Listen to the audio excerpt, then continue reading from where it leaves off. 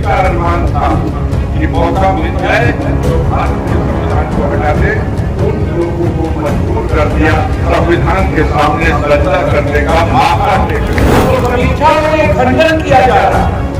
आप संविधान नहीं बदलना चाहते, जब 240 से बना दिया भैया, उधर 390 से ऊपर जीता था ना। जनता लोकतंत्र में सबसे महान सरकार तो तब हो गया जब बहुजन समाज पार्टी का आधार हो, जिस आधार को हमारे जवान भाई उन्होंने भी तमाम बंधनों को तोड़ करके बाबा साहब भीमराव अम्बेडकर के संविधान को बचाने के लिए, देश का लोकतंत्र बचाने के लिए साइकिल निशान का बटन दबा करके एक इतिहास बना दिया। लोकतंत्र में जनता सबसे बड़ी ताकत।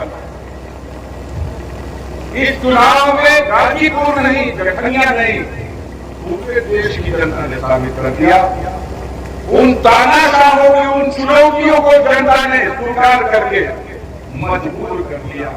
आज जनता ने उन लोगों को जिनके दिल का अरमान था कि मौका मिल जाए तो भारत के संविधान को हटा दे, उन लोगों को मजबूर कर दिया संविधान के सामने सजदा करने का, माथा टेकने का और सजदा करके सब शपथ। ये जनता की ताकत थी। अगर 272 भी होती तो शायद संविधान को सजदा न किया गया, क्योंकि अपने बल से सरकार हो गया।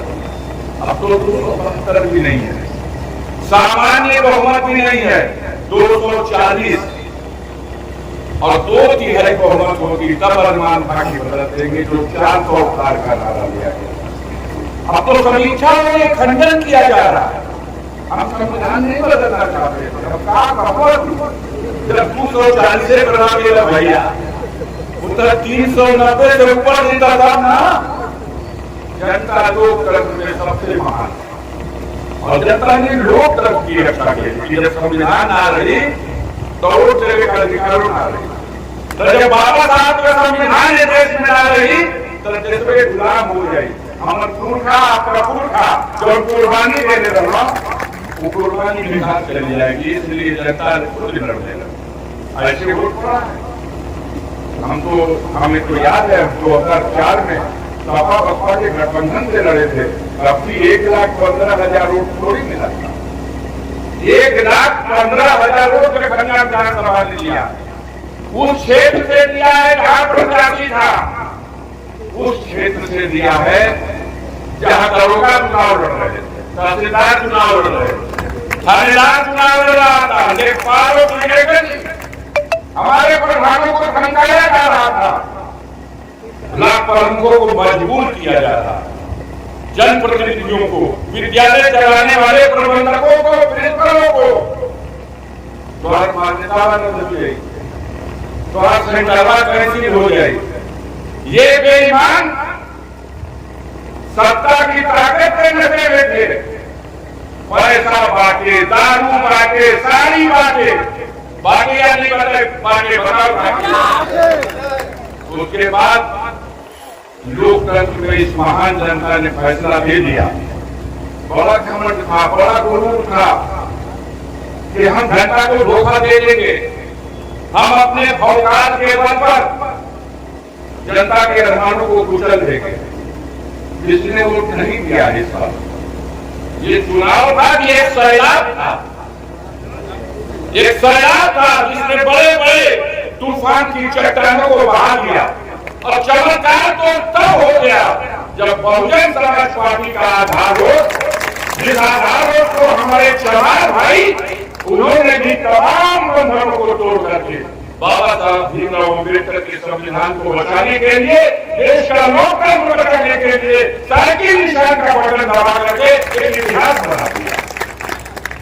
यही तो उठाते थे हमारे मीडिया के भाई कि वो मेरे तरफ गठबंधन रहोगे, अब ध्यान रखा है कि जीतन रहुआ का गठबंधन रहो। एक बार पूरा चुनाव पूछा था हमारा कि तू तो बसपा के सिरमुन से जीता था, ये भैया काहे खर्चियों देख बसपा के तो के काहे खर्च बहुत होता है भैया, हम बसपा का सिरमुन से जीता नहीं तो के काहे खर्च होता है। बोला दवाई बता दी, कौन दवाई अवेलेबल रखी हुई है। समाजवादी पार्टी, बहुजन समाज पार्टी, हो सकता है बहुत से लोग अभी नहीं समझ पाए, बहुजन समाज पार्टी और बहुजन समाज पार्टी के नेतृत्व को मजबूर कर दिया गया था। छटपटा रहे थे लोग, लेकिन मजबूर थे। तो जब इतने मजबूर हो जाइएगा कि बाबा साहब के संविधान पर भी संकट है, तब आप जोखिम उठाने के लिए मैदान में नहीं उतरिएगा तो ये समाज कब तक आपको होता रहेगा। वो किनारा करेगा, रास्ता छोड़ेगा और उस रास्ते पे चल करके जहां भी उसे सुरक्षा मिलेगी, सम्मान मिलेगा, वहां वो समाज खराब हो जाएगा। भगवान के नाम पर भी वोट मांगा गया कि नहीं मांगा गया? बोलिए। मंदिर के नाम पर वोट मांगा, भगवान के नाम पर वोट मांगा, काशी और मथुरा के नाम पर भी वोट मांगा, लेकिन जनता ने नफरत का बीज बोने वालों को खारिज कर दिया। माननीय अखिलेश यादव ने मानव कांशीराम के ही तो फार्मूले पर कहा है कि अगर हमारी ताकत होगी, हम सत्ता में होंगे तो हम जातिगत गणना कराएंगे, और अगर जातिगत गणना करा देंगे तो जिस जाति की जितनी संख्या है उसके हिसाब से उसको हिस्सा दे देंगे। भारतीय जनता पार्टी की सरकार लोग वोट के बैसाखी के सहारे से दिल्ली में बन गई, लेकिन देखो क्या हो रहा। आज कैदी हो गया, 543 संसद के सदस्य चुने गए, एक ही संसद सदस्य को सांसद पद की शपथ नहीं दिलाई। और हड़बड़ी और जल्दबाजी ये है कि प्रधानमंत्री अपनी शपथ ले लिए, मंत्रिपरिषद का गठन करके मंत्रियों को शपथ दिला दी गई, लेकिन संविधान के अनुसार लोकसभा के अंदर खुद प्रधानमंत्री ने भी लोकसभा के सदस्य की अभी तक सदस्यता नहीं। अजीब बात है। एक बार बताया गया कि 13 तारीख को आप लोग आ जाइए, शपथ होना है, 13-14 में शपथ होगी, 15 को चुना जाएगा लोकसभा का स्पीकर। फिर कहा गया नहीं, ये कैसे हो गई?